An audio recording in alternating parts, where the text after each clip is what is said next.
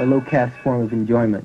Of all of the hash-producing countries in the East, Nepal produces the smallest amount, and is also the most expensive, and it's also least used by the local people. It's mostly export. How long have you lived in Nepal, Roger? We've been here 2 years. This will be the third monsoon, the third rainy season that's coming up now. What are you doing here to maintain yourself? In what respect? Financially, and in your time also, you know. Well, I've been doing some small work for people who want to have Tibetan translations, or they want to know what this means in Tibetan Buddhism. There are very few people here who really have any idea about what's happening. The scholars, they don't stay. They come and they go. So there's no one who knows what this means or knows what that means. And sometimes the Tibetans themselves don't know because it's just tradition and ritual. They don't know why. And the Western question is why, not... So you try to help with the translation of the idea. Right. And also, I've been studying a Tibetan art form, woodblock cutting. Show us one of these wood blocks. This is very interesting to me. Well, this is one that I'm working on now. It's quite difficult. The lines are very close together, and this conception is probably dates from the 8th and 9th century. Now, does drugs play any part in the culture of these people? There's some traditional Hindu drugs. Sonam is one. Soma is one of them.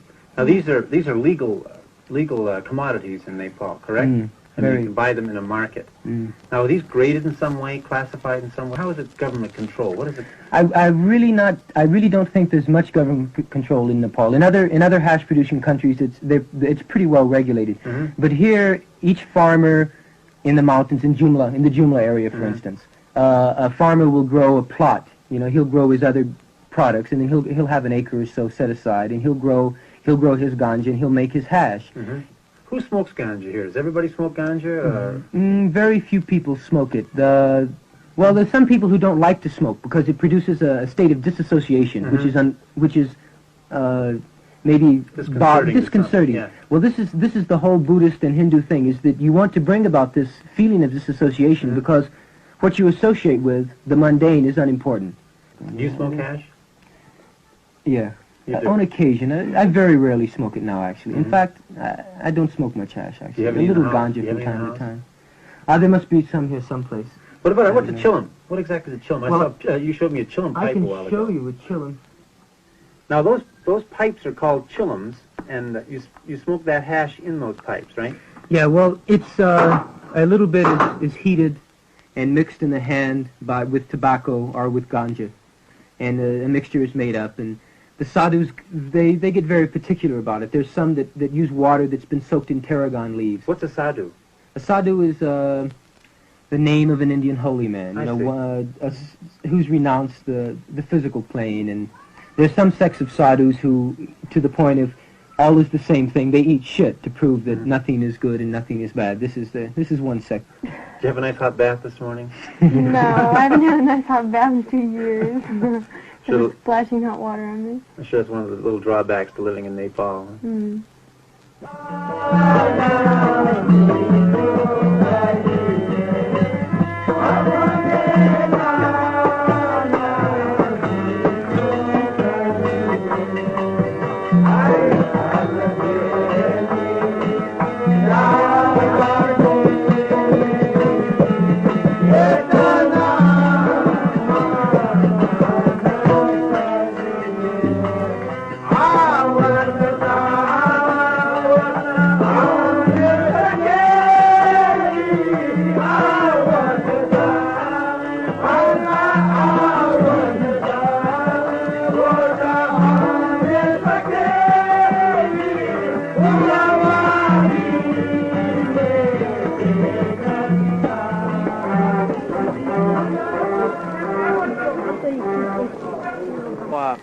I've seen Americans all over the street, so what are most of them doing? Like yourselves? Can you tell me anything about them? Or? Most of them are trying to figure out where they are, I think. They come here and there's kind of no reference point. I mean, you can look at the architecture and see that. Yes. We know that drugs are legal here, at least hashish and grass, and There is a bit of a drug scene here, isn't there, for Westerners? I suppose you could call it a bit more of a drug scene than a bit of a drug scene, yeah. There's a lot of dope here. A lot of dope? Yeah. I mean, how does it come out? Where do you see it? The tea shops or coffee shops or something? Okay, well, there's lots of shops around where you can buy it legally. They send out little leaflets from the king saying buy only at the government store. People buy it, and they go down to the very small tea shops that are around here with blaring music and, you know, just kind of a scene where everybody gets loaded and sits around all day. Is this common? Do a lot of the tourists do this, or a lot of the Americans do it? Do you think that's part of the attraction? Yeah, well, I definitely think so. And if they don't come here with that in mind, then they certainly find out about it and pick up on it soon.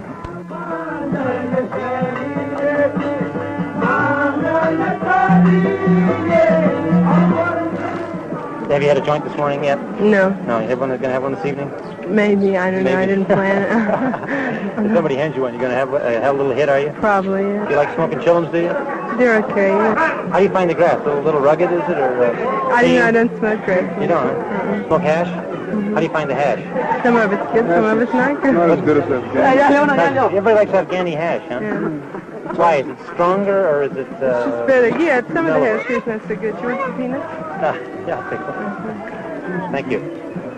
You looking for a super powerful hash? You get high. Just high, yeah. Flat? Well, like Are you I looking for smoked one? really good grass in Thailand, and even the hash doesn't compare with that sometimes, you know, unless you get good I'll hash. tell you, and lots of people... Now, what's good? What do you say good? I mean, is it I going to mean, lay out really flat, high. or- No, you still want to be able to walk I around. mean, you want the strongest hash you can get? Is that good hash?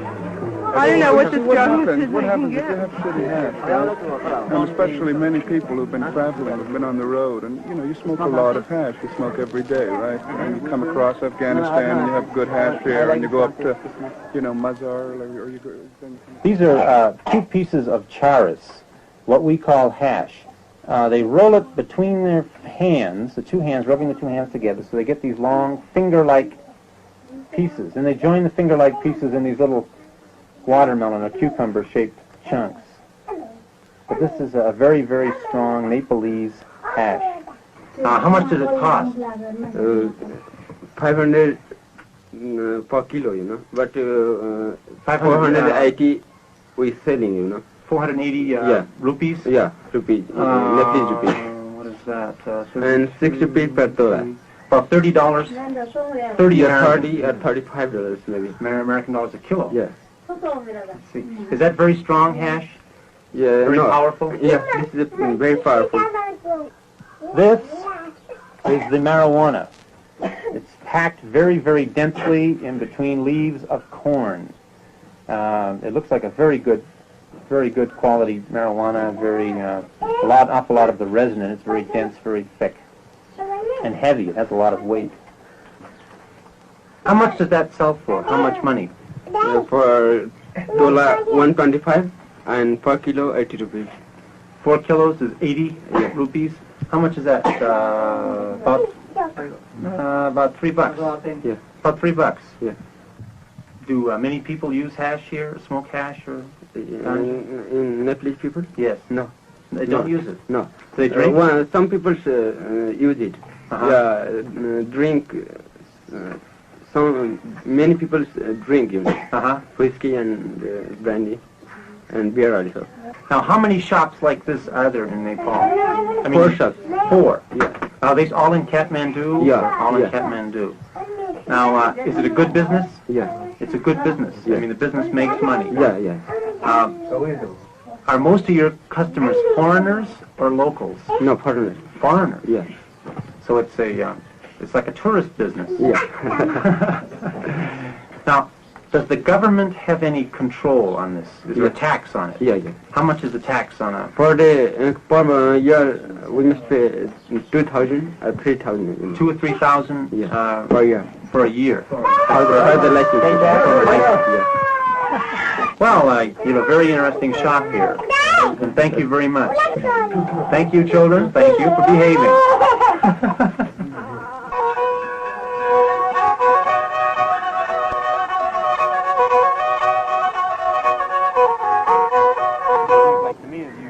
Unless you get it on with the natives, you're going to have a limited sex life here. Well, I don't have any. Buddhism doesn't really offer a place for sex. I see. Celibate, is it? Yeah, although it doesn't condone that you must be celibate in order to be a Buddhist. You know, it's like really up to you, you know, what you do. But in meditation, in order to attain any kind of height in meditation, you need celibacy. Yeah. That's for the individual. That's not necessary. Mahayana teachings in Buddhism are that way. Hinayana teachings are not that way. They're for the householder, a person that lives with a woman and has a job and lives at home. So it's completely different. But right here in Nepal, there is a man that is appointed by the Dalai Lama to teach European people Buddhism. Chini Lama? No. Thipten Yeshi, who is a geisha that studied in Tibet. This is Lama Thipten Yeshi from the very famous Sera Monastery in Lhasa, Tibet. He's a Tibetan, and I'm going to ask him a few questions about his opinions on drugs, specifically ganja and charas, and to find out how he feels, how these drugs fit in the grand scheme of things, his opinions. Thipten Yeshi, can you tell me how you feel about just drugs in general, what opinions you have on them? Okay.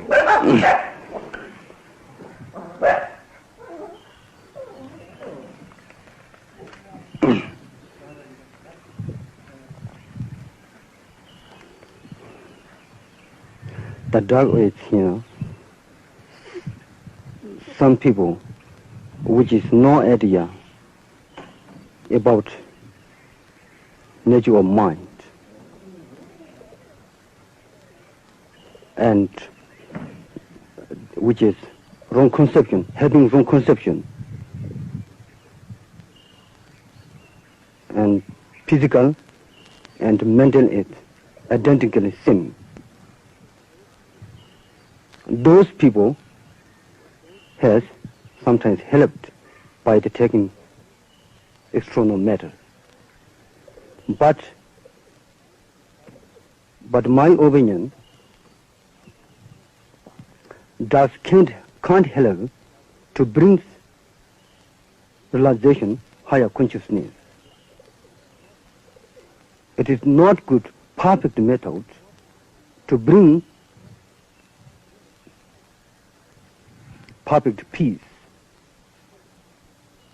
because unnatural. That's all. Okay.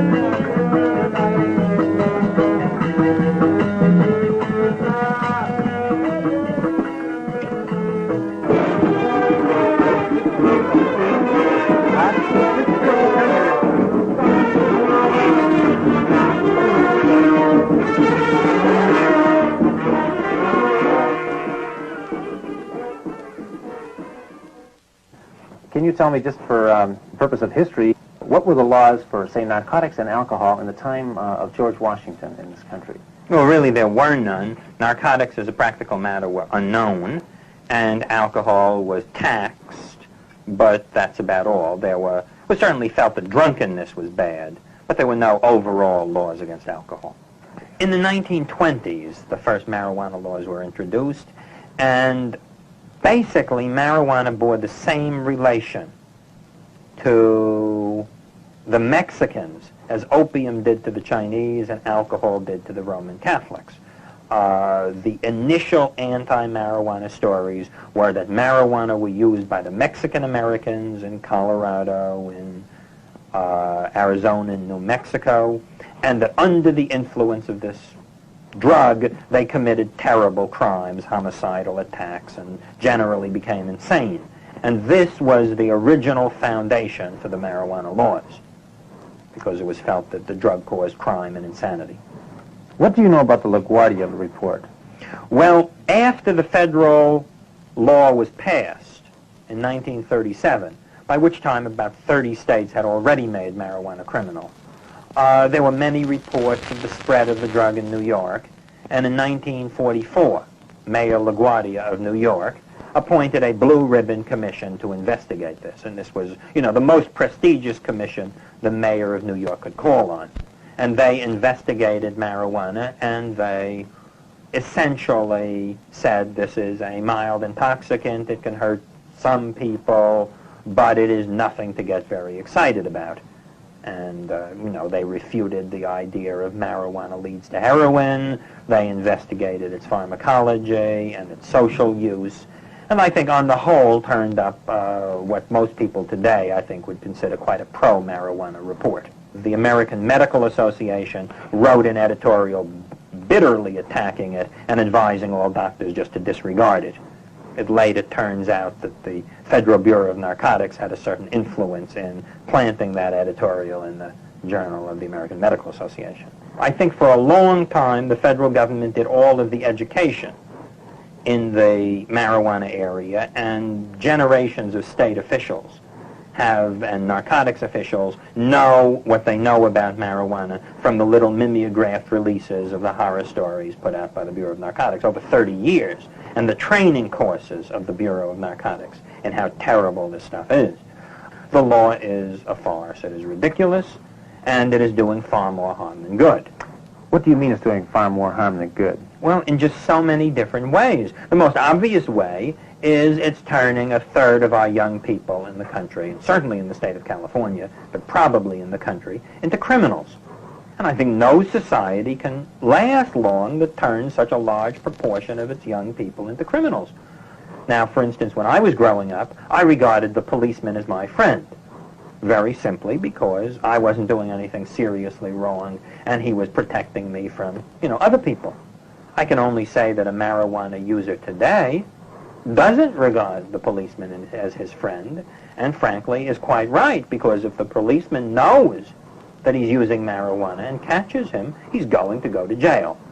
But that's one reason. Another reason why the marijuana laws are doing terrible harm is what we've done is we've managed to give a monopoly of a very popular product to the drug culture, the people who sell much more dangerous drugs than marijuana. The marijuana laws prevent any sensible kind of drug education. Now, everybody knows that drug education is the only stable solution in this area. The bureaus of narcotics admit it. But what they don't understand is that as long as marijuana is treated so grossly differently from alcohol, you cannot educate young people about really dangerous drugs, because this is what happens. The drug educator goes into the classroom. He tells the students about the dangers of LSD, amphetamines, heroin, and he does his best not to mention marijuana. He does that for a very good reason. But sooner or later he gets asked about marijuana, and then he is in a very difficult situation. He can either say marijuana is no worse over the population as a whole in terms of physical and mental health than is alcohol, that marijuana is no more dangerous than alcohol. If he says that, he will be believed, but he will also lose his job, and this has happened. And not only that, even if he doesn't lose his job, he will then be inveigled into an effort to defend the marijuana laws, which is just absolutely impossible. In other words, the lack of credibility in drug education caused by the marijuana laws compromises the entire task of training young people to watch out for their own health in the drug area. Do you feel that marijuana is going to become legalized in the United States? Oh, yes, I think it is. I just don't think we can continue to bear the enormous cost that the laws are imposing, and sooner or later the public is going to wake up to this. I think they've already begun to wake up to it, and when they do, we're going to repeal marijuana prohibition just the way we repealed alcohol prohibition. In Los Angeles, 40% of the felony docket in Superior Court is marijuana cases, mostly users. So it just doesn't make any sense in terms of a sensible allocation of resources. So people are now beginning to look at the justifications for some of these non-victim crimes. I'm certainly not one who's willing to say that all non-victim crimes are bad. I merely say that you've got to look at them carefully, and the one which is clearest to me in terms of doing the most harm in our society are the marijuana laws. Well, thank you very much, Mr. Kaplan. Okay? It's been a pleasure talking. Thank you very much. Okay, now where are the girls? What we want is free,